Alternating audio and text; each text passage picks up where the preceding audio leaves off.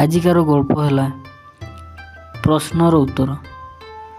ଶିଷ୍ୟମାନଙ୍କ ସହିତ ସନ୍ଥ ଫରିଦ ଆଗକୁ ଚାଲିଥିବା ବେଳେ ଜଣେ ଶିଷ୍ୟ ପ୍ରଶ୍ନ କଲା, ଆପଣଙ୍କୁ ଆମେମାନେ ଯେଉଁ ପ୍ରଶ୍ନ କରୁ ତାର ଯଥାର୍ଥ ଉତ୍ତର ଆପଣ ପାଆନ୍ତି କେମିତି?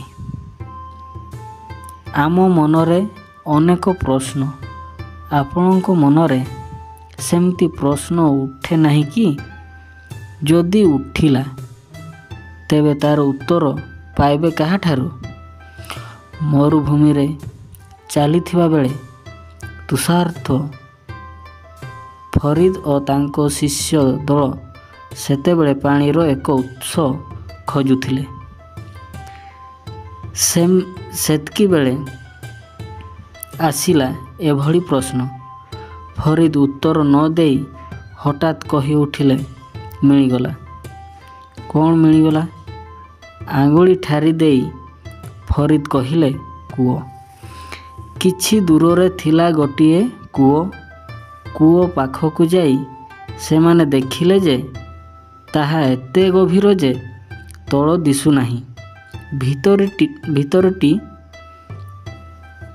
କେବଳ କିଟିକିଟି ଅନ୍ଧାର। ଶିଷ୍ୟମାନେ ପଚାରିଲେ, ଏଠି ପାଣି ଅଛି ତ? ଫରିଦ କହିଲେ, ଜାଣିବା ଲାଗି ଭିତରକୁ ଓହ୍ଲାଇବାକୁ ହେବ। ଜଣେ ଶିଷ୍ୟ ଥିଲା ଅପୂର୍ବ ସାହସୀ।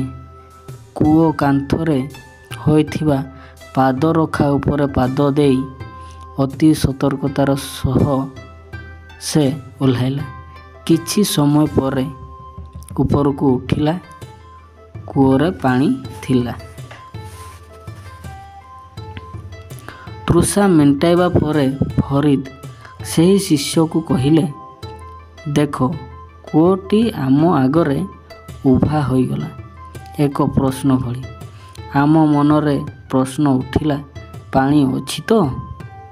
କୂଅ ଭିତରକୁ ପଶିଲା ପରେ ଯାଇ ଉତ୍ତର ମିଳିଲା ଯେ ପାଣି ଅଛି। ଏବେ କ'ଣ ବୁଝିଲ? ଶିଷ୍ୟ କହିଲା, ବୁଝିଗଲି। ପ୍ରଶ୍ନର ଯଥାର୍ଥ ଉତ୍ତର ପାଇବାକୁ ହେଲେ ପ୍ରଶ୍ନ ଭିତରକୁ ପଶିଯିବାକୁ ହୁଏ, ତା ଭିତରେ ବୁଡ଼ି ଯିବାକୁ ହୁଏ।